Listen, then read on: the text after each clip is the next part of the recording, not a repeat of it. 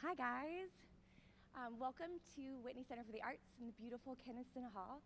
My name is Stephanie Koltiska. I run the dance program in our theater and dance department. I'm so excited to have you all here tonight. We have a really special performance for you. It's a student-produced works, and I think they've got some really incredible stuff to share with you guys, so thank you for being here.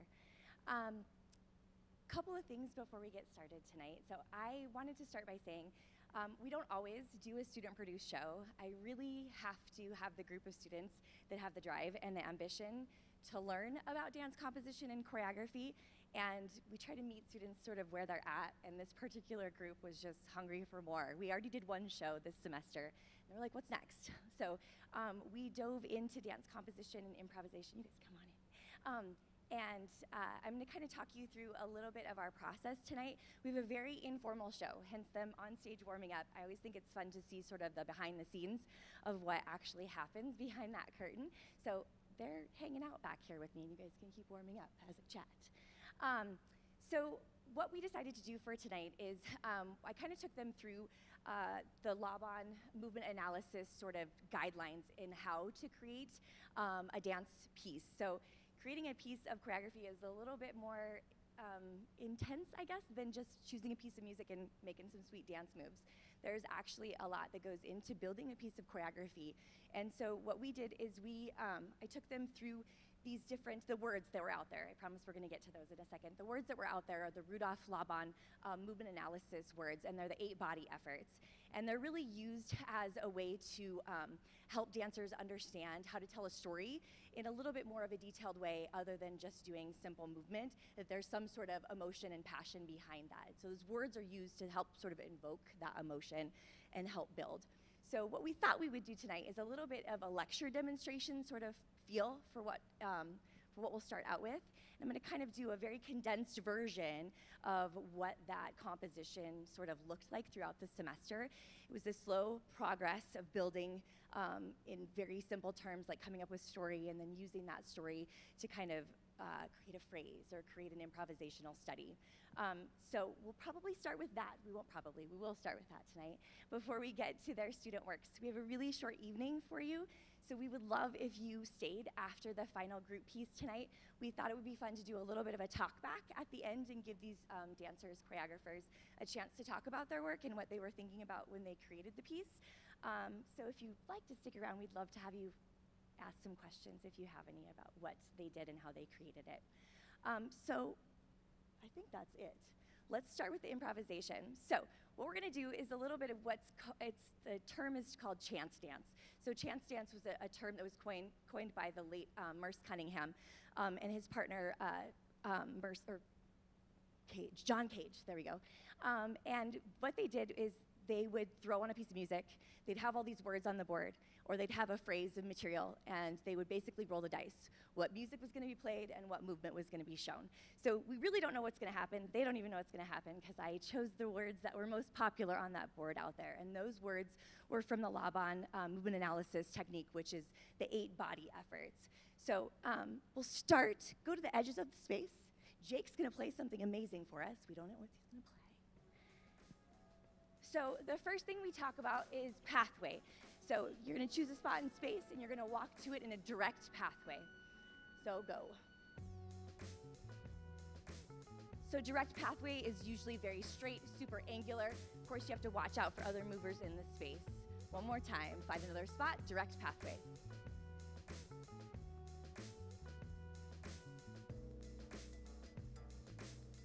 Indirect pathway, choosing a point in space and getting there in the most indirect pathway possible, and go. So the difference between direct and indirect is it changes the angles of the body. So you'll notice it becomes a little bit more circular, softer edges, has that wandering quality, if you will. Beautiful. One more time, find a spot in space and end on stage, wandering. Indirect pathway.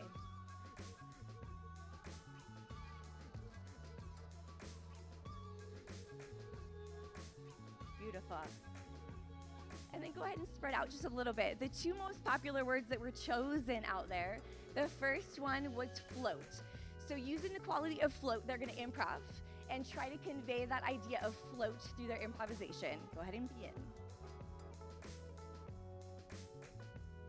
So float has 4 components to it. Typically, it is slower, it's indirect, it's light, and free.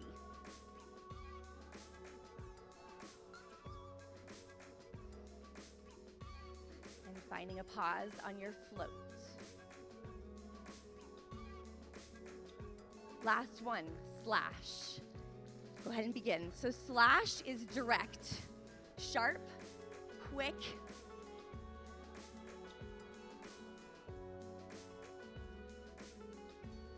So these words really help dancers dive in a little bit further into the quality that they're looking for when they're trying to tell a story with their body. Beautiful. Good, go ahead and find a pause. Nice. So we're gonna start in space. We're gonna do bound to begin with. So we're gonna start with flow. There's bound and free flow. So each of these words, those 8 components out there, have 4 parts to them. The first one that we're gonna talk about is flow. There's bound versus free. So go ahead and move in a bound manner. So bound is showing that you're like inside of a box really and you don't have a lot of space to move.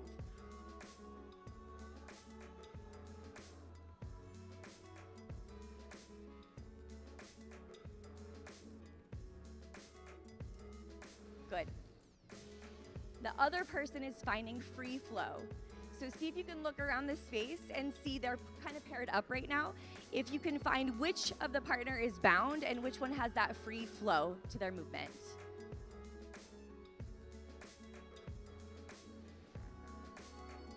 Good, you guys. Go ahead and pause. Rotating the inside person to a new person, a new partner. Let's do weight.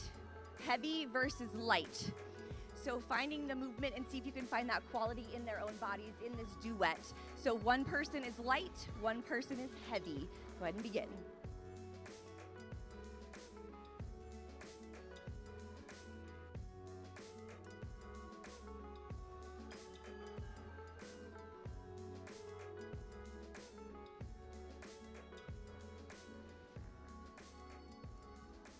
Beautiful. Good, and go ahead and pause. And finding your way to your next partner, last person. So this last one, we're gonna show the direct and indirect, but with a partner. So we'll do our first pair, Jaycee and Win. Direct and indirect. One of you direct off stage, the other of you indirect as you travel off. Go ahead and begin.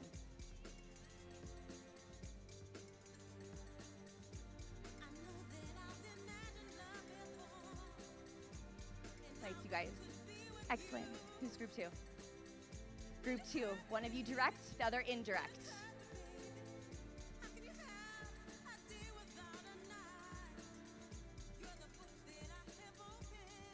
Nice, you guys. Beautiful. Group 2? 3. Okay. Direct, indirect.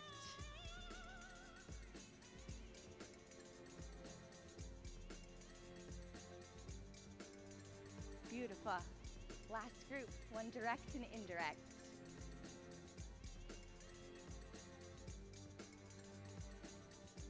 Nice job, you guys. So throughout this process, I think that this group really started to understand how vulnerable it can be to share a piece of your artwork for people to look at. I think that they really dove into this work, and I couldn't be more proud of what they came up with tonight. But it is a very sort of special thing to share something that is your story, a piece of your story, sharing with all of you guys. So thank you for being here and supporting these amazing young artists as they're continuing their journey to grow. So stick around and hang out for the talk back at the end. Thank you.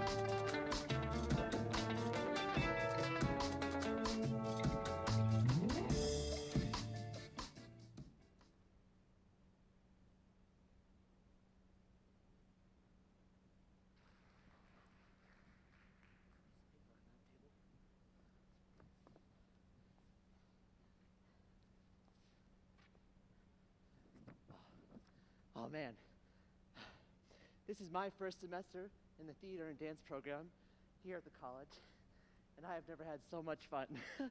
The piece I wanted tonight, for my piece, to be an improv exhibition that reflects the pure joy and whimsy that I feel when I dance and perform on stage.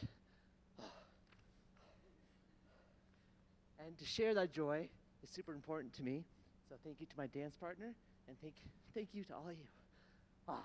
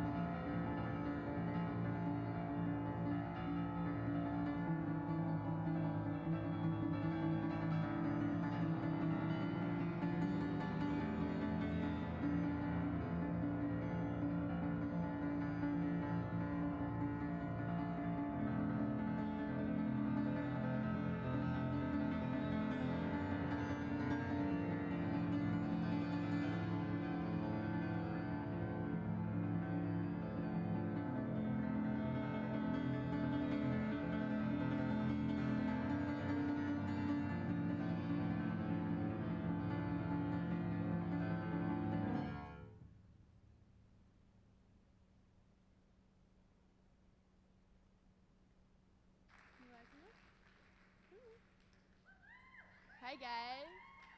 So I choreographed this dance with a little bit of help from my dancers.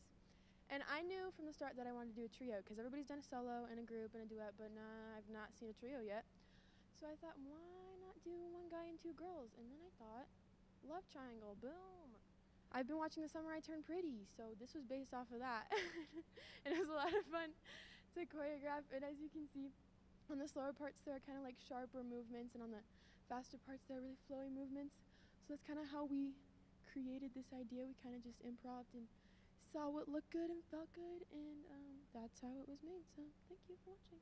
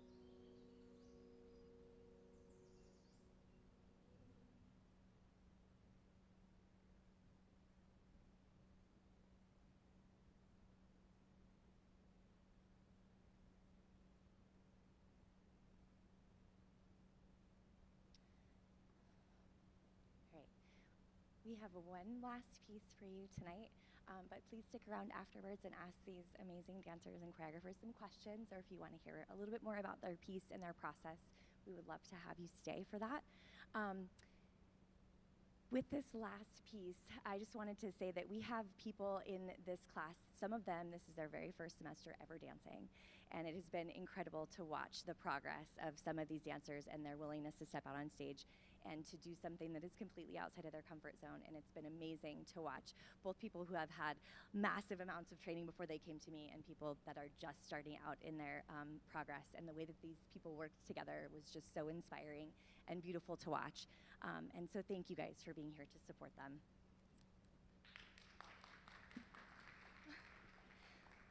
Thanks for stalling for me, Steph. I had to get changed.